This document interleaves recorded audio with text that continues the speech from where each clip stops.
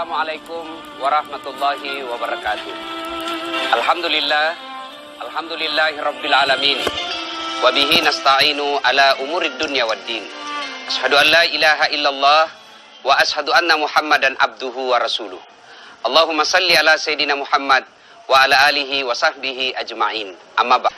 Di Madinah ada sebuah pohon yang sangat terkenal sehingga ada beberapa ayat yang turun menjadi latar belakang pohon tersebut.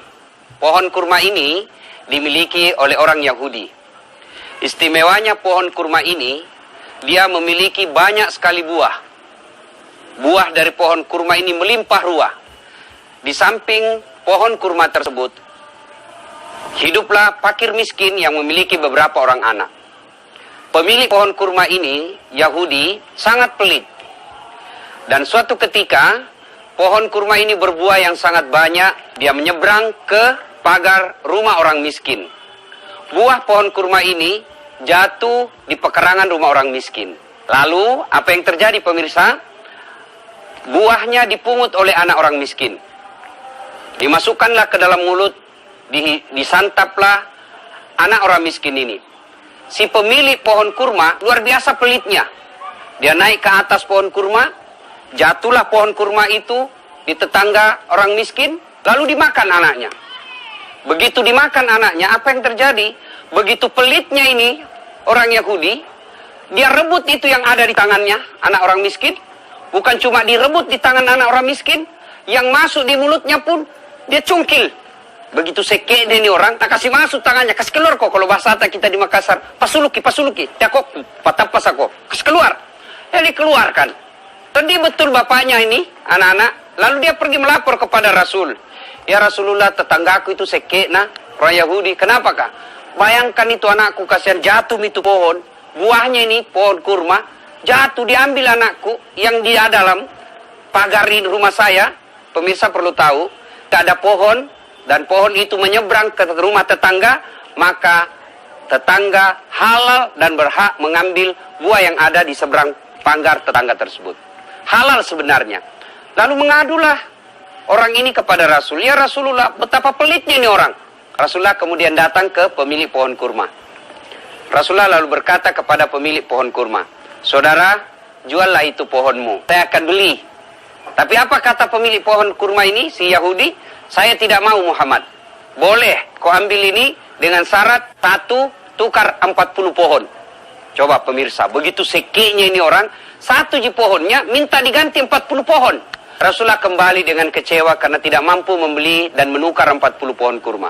Berita ini kemudian didengar oleh sahabat Nabi, kaya tapi pemurah, Abu Dahda. Abu Dahda mendengar ini, lalu datanglah Abu Dahda ke rumah Nabi. Ya Rasulullah, kalau saya beli ini pohonnya ini orang Yahudi, apakah saya juga nanti diberi pahala?